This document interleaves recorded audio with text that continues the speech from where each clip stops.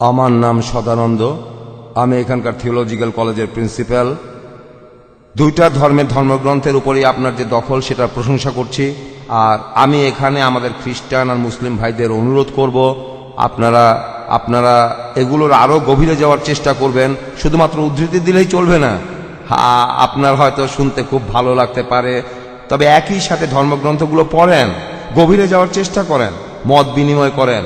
শুধু নিজের যুক্তিটাই দেবেন না, শুধু নিজের কথাই বলবেন না, এতে সবার জন্যই ভালো হবে।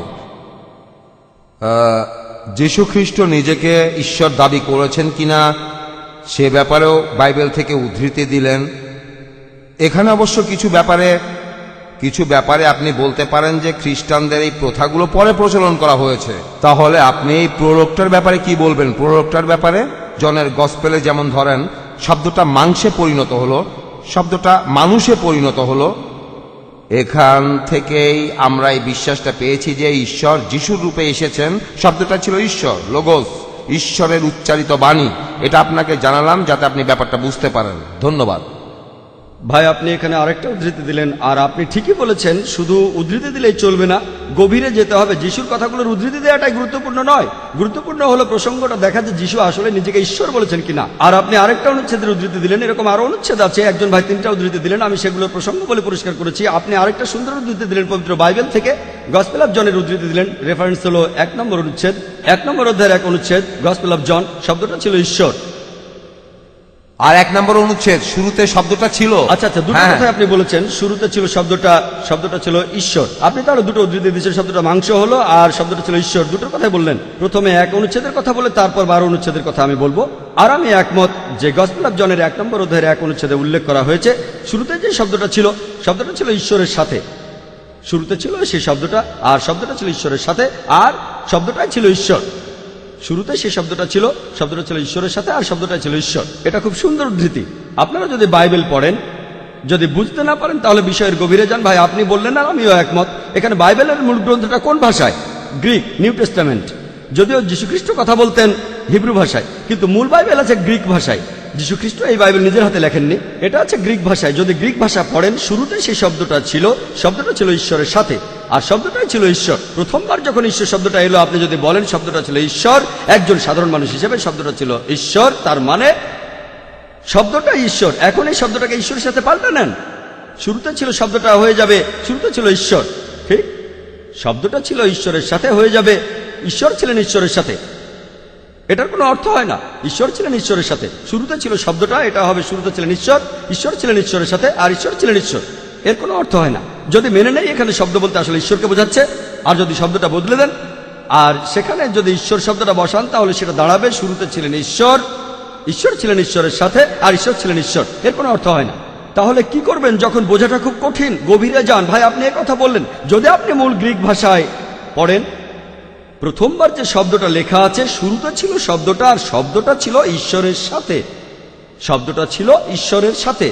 এই ঈশ্বর শব্দটা হলো হোথিওস।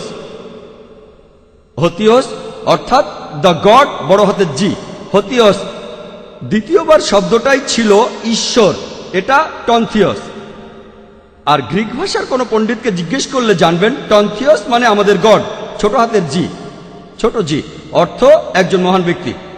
প্রথমটা হোথিওস, পরেরটা টনথিওস। তাহলে যদি পড়েন, শুরুতে ছিল শব্দটা ছিল মহান স্রষ্টার সাথে, বড় হাতের জি, আর শব্দটা ছিল মহান, ছোট হাতের জি। কিন্তু যদি বাইবেল দেখেন, 2 জায়গাতে বড় হাতের জি। এখানে কে ভুল করেছে? মহান স্রষ্টা করেননি, অনুবাদকরা। গ্রিক ভাষায় প্রথম শব্দটা হলো হোথিয়াস, দ্বিতীয়টা হলো টনথিয়াস। তাহলে 2 জায়গাতে বড় হাতের জি কেন? আপনারা কাকে ঠকাচ্ছেন? এই কথাটা বলার জন্য আমি দুঃখিত, কিন্তু এটাই। আপনি যদি মূল গ্রন্থটা পড়েন, প্রথম শব্দটা হোথিয়াস, পরের শব্দটা টনথিয়াস। তাহলে বলছে শুরুতে ছিল সেই শব্দটা ছিল ঈশ্বরের সাথে, মহান ঈশ্বর, আর শব্দটা ছিল ঈশ্বর মানে ঈশ্বরের দূত। আমরাও মানি, কোরআন বলছে যিশু আল্লাহ তাআলার একজন প্রেরিত দূত, তিনি আল্লাহ তাআলার একজন রাসূল। প্রত্যেক দূতই মহান ঈশ্বরের কথা বলেন, আমাদের কোনো আপত্তি নেই এই ব্যাপারে। তাহলে এই কথাটা মানতে আমার কোনো আপত্তি নেই যে যীশু খ্রিস্ট ছিলেন মহান গড, ছোট হাতের জি। আর আপনারা ওল্ড টেস্টামেন্ট পড়লে দেখতে পাবেন, বলা হয়েছে মুসাকে ফারাওদের কাছে ঈশ্বর হিসেবে পাঠানো হয়েছে। ঈশ্বর মানে কি? তিনি নিজেকে ঈশ্বর বলেছেন, তাকে পাঠানো হয়েছে ঈশ্বরের একজন দূত হিসেবে। কিন্তু মূল ধর্মগ্রন্থটা আমাদের কাছে, সেটা সঠিক অনুবাদ হবে মহান ব্যক্তি। তাহলে ভাই প্রসঙ্গটা দেখলে বুঝতে পারবেন এখানে যদি সঠিক অনুবাদ করি যে যীশু খ্রিস্ট ছিলেন একজন মহান ব্যক্তি আর শব্দটা মাংসে পরিণত হলো। হ্যাঁ, ঈশ্বরের দূত, তিনি পৃথিবীতে এসেছেন একজন মানুষ হিসেবে, অর্থাৎ রাসূল, রক্ত মাংসের মানুষ। আর যীশু খ্রিস্ট একেবারে পরিষ্কার করেই বলেছেন, যদি পড়েন গসপেল অফ লুক, যীশু যখন উপরের ঘরে গেলেন 24 নম্বর অধ্যায় 36 অনুচ্ছেদ বলছে, যীশু বললেন সালাম আলাইকুম, তোমরা শান্তিতে থাকো। হিব্রু ভাষায় সালাম আলাইকুম। সবাই তাকে দেখে ভয় পেয়ে গেল। তারা ভেবেছিল যীশু খ্রিস্ট ক্রুশবিদ্ধ হয়েছেন। তারা এটা বিশ্বাস করতে পারল না।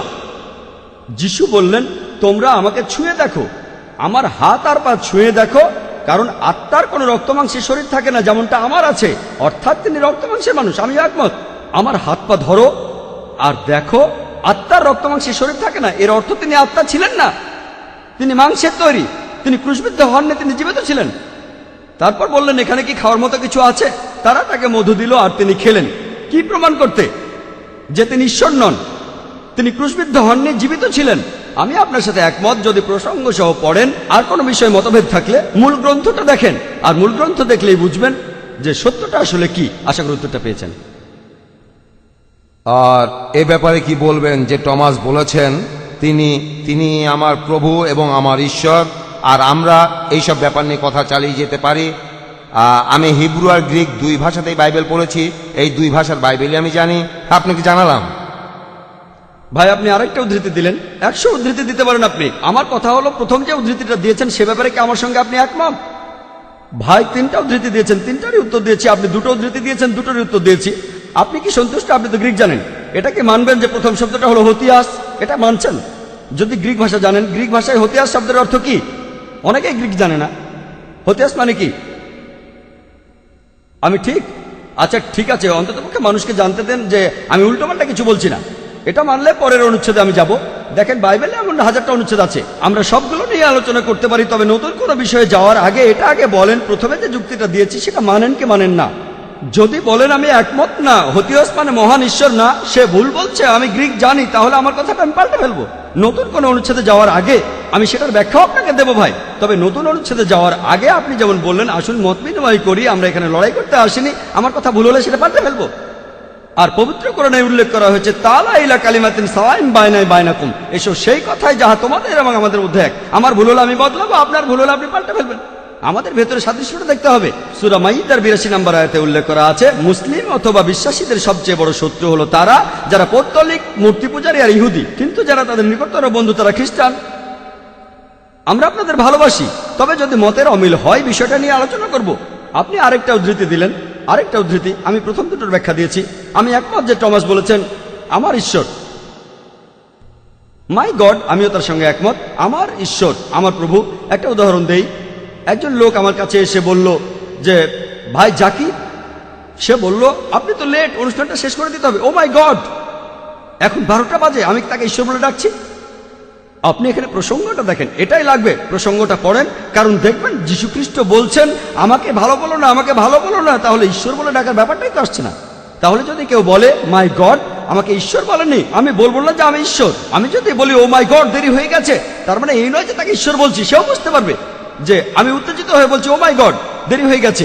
এখানে আমার ঈশ্বর বলা হচ্ছে না। টমাস এখানে বলছে না যে যীশু খ্রিস্ট তিনি হলেন তার ঈশ্বর, তিনি এমনটা বলছেন না। আর আমি যেটা বলেছি, যীশু খ্রিস্ট নিজে পরিষ্কারভাবে এই কথা বলেননি, এই মন্তব্যটা করেছে টমাস। আমি আপনাদের যে চ্যালেঞ্জটা দিয়েছি, এই অনুচ্ছেদটা সেরকম না।